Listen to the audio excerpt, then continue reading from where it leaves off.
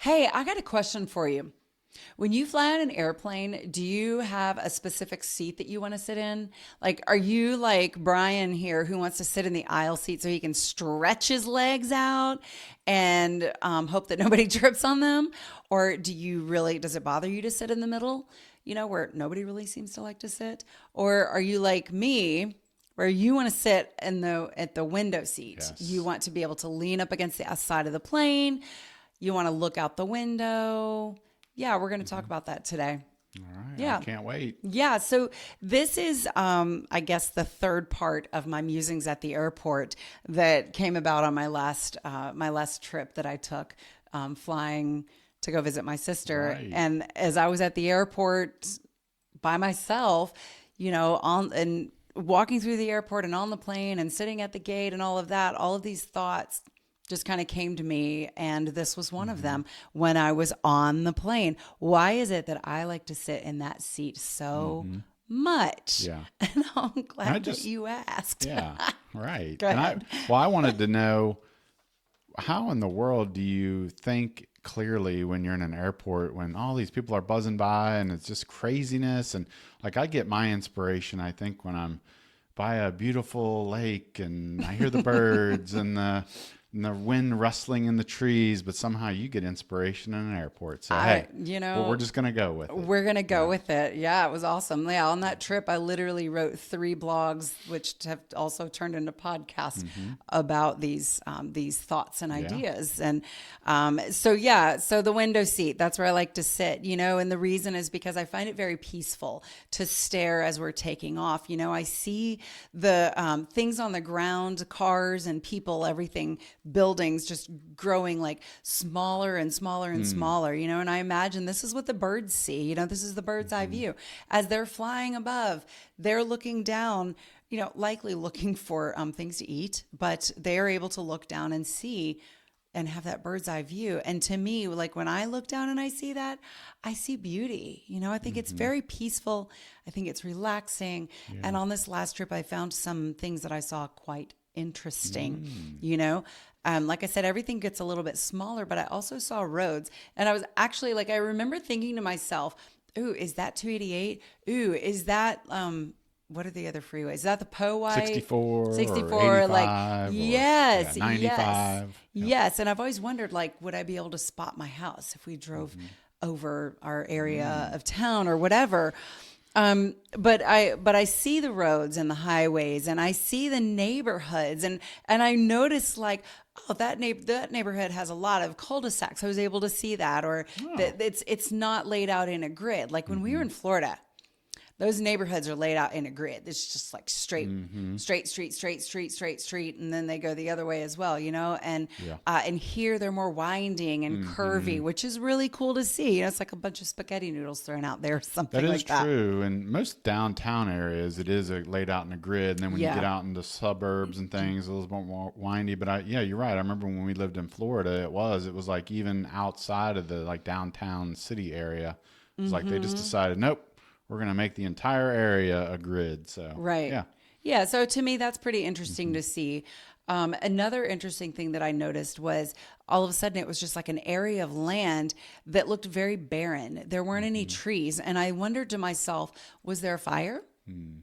Did they just, or maybe they've cleared the land? Is it to put in yet another condo Oh my gosh, neighborhood? I know Or apartments and was it, condominiums and yes, townhome communities, which is one we live in, going yes. up like crazy. Right. And Mm. so was the land cleared for that? Was it something else that was destructive? But what I noticed was like that was destruction to the face of the earth, Hmm. and I wondered why. And then I saw an area that looked like they were digging mines, like not underground mines, but just digging pits into the earth.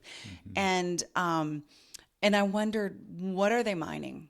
Are they mining Hmm. stone, or is it like coal, or like I wondered what it was, But again, I thought the earth looks scarred. Hmm. And then I noticed bodies of water. Like we left those kind of two areas to me that were, just where destruction or Hmm. something happened, to seeing trees again. And I noticed bodies of water, rivers, lakes, the reservoirs, all those kinds of things. And what I noticed around that was the trees. There were tons of trees around that. Which means there's grass, there's flowers, there's all sorts of things growing. And I thought, this is where it's really beautiful again. And I don't know. I think that I just kind of got in my head and I thought about and processed through all of that, while there's these changes happening in the earth, no matter what is happening, the digging or the natural disasters or whatever, that new life can grow because there's water. And the water, I got to write, I wrote this down, and if I don't look at it, I'm going to mess up what my thought was. If I find I got to find where. Well, real quick, while you're looking gosh, for please. that, I wanted to say that one of my favorite things that I love is looking down at the different pieces and parcels of land. They're just a little bit of a different color, and it almost does look kind of like a quilt, so to speak. And that's one of my favorite things. Beautiful. It's just beautiful. Yeah. Agreed. Yeah, especially if you're like flying over like in the Midwest somewhere, those are areas where people are growing different things, and so the colors are different, making it look like a really beautiful patchwork quilt. But where I was going with that, like seeing the water there and seeing the new growth around it, what I thought of was how water brings new growth, right? And then new growth brings new life, and that is its own form of beauty, and it brings new opportunities. And so then I think about us and our hearts, and I think that sometimes things in life, disasters in our own lives, like leave our hearts feeling very scorched or barren or dry, crusty even, broken, tired. Do any of these resonate with you? Useless? Yeah, I think that they probably do with all of us, and I just wonder in life, like, what would it be like if we could get that bird's eye view? If we could rise above it all and see like, oh, I see that brown patch where destruction in my own life happened, but I also see when I get beyond that, I see that new growth and those opportunities that God has laid before me. What if we could do that, because if we could, we would see what God sees. We would see what he can do in us. We would see his plan for our lives all laid out, and it would be beautiful. And we would be able to know that's when the bad stuff's going to end. Okay, just hold on a little longer, right? So, like, we would know that future. Yeah. We would see everything. Yeah, go ahead. Yeah, I was just going to say one thing that I cling on to is I just said cling on. That's a Star Trek character. But anyway, I digress. The passage in Hebrews where it talks about how the things that are seen are less real than the things that are unseen. Yeah. And so I love how God says that, and I can take hold of that to know that, the things that maybe I don't understand, I don't see, that he knows, that he sees, again, are more real, more tangible, because it's hard for us, I think, as human beings to realize and recognize the big picture. I think so. It is. Yeah. It's like too, when you were talking about being in the airplane, it's like you see down and you see that big forest, and we see kind of the whole picture of the forest. But like if I'm down on the ground and I'm walking through the forest, all I'm seeing is maybe I'm seeing the one tree that's dead and has been eaten up, and or maybe you're seeing that tree has fallen and is in your way. Yeah. Blocking your path from something. Right. Yeah. But when if I'm up above, and then maybe I can see that path that kind of leads me to where I need to go, but I can't see it while I'm down there. So I guess that's kind of, again, talking about your bird's eye view. I think so. Yeah. And that bird's eye view, it's God's master plan for us, and he sees the entire finished masterpiece. He sees it all. He knows, and he's just, telling us just, persevere, hang on, I've got you and you've got this, know. And can I relate this to marriage? Yes. So, for example, let's say that you have created this magnificent meal. You got the pork chops, and you got the Brussels sprouts, and you got the mashed potatoes. I'm just kidding. I know. Sorry, go ahead. It's delicious to me. I know that. But okay. yeah.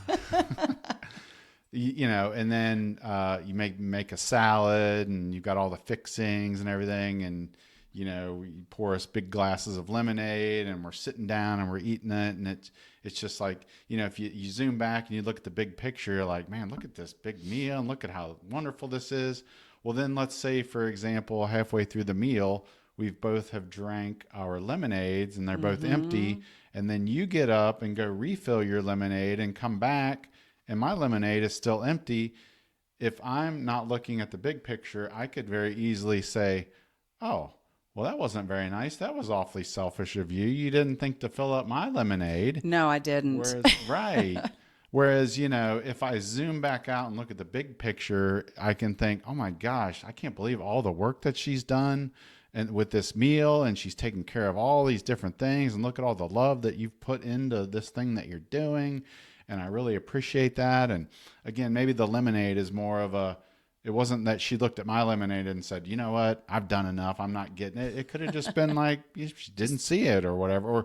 Or maybe you just assumed we're both going to get our own lemonades, whatever. Right. And then, so that's, we can really zoom too far in, I think, sometimes, and look at the bad things instead of zooming out. That's true. And then even beyond the meal, we could even zoom back out further, and I could say, oh my gosh, I can't believe this lady, you are spending your life with me. You're devoting your life to me and doing these awesome things for me. And so again, that's even zooming out even further, which I think is where God is, and he sees all of this. He's out even further than that. But I do like that, like how you bring up a point that sometimes we get too hyper focused on one thing in our marriage instead of like zooming out a little bit and getting a bigger picture of what is going on, or maybe why someone chose to do something or said something. It's like, yeah, I like that.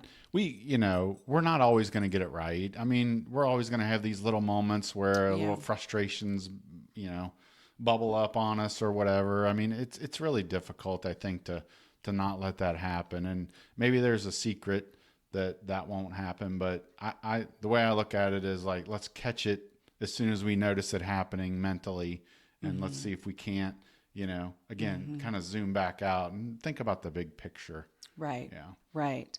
I think that is really good. That's really good points. But I also want to go back to that water that I noticed when I had that bird's eye view in the plane. Sure. Because like I said, that water brings that new growth, and that new growth brings new opportunities and new beauty, all in its own ways. And if we think about what that has to do with Jesus, with our spiritual walk, we need that living water. Jesus is that living water. It says in John 4:13 and 14, Jesus answered, "Everyone who drinks this water will be thirsty again, but whoever drinks the water I give them will never thirst." So if we take hold of that promise from the word of the Lord, that if we take hold of that living water from Jesus, that's what brings about that healing that our hearts need, that refreshing that we need when we feel dry and crusty and barren or useless or whatever. It brings us that rest and that comfort and that peace that we need. And so, my encouragement to you is to take hold of Jesus in these dry times where you're feeling very spiritually dry or relationally dry, whatever it is, to take hold of Jesus in those times, and let him bring that new life in you. Let him create something new.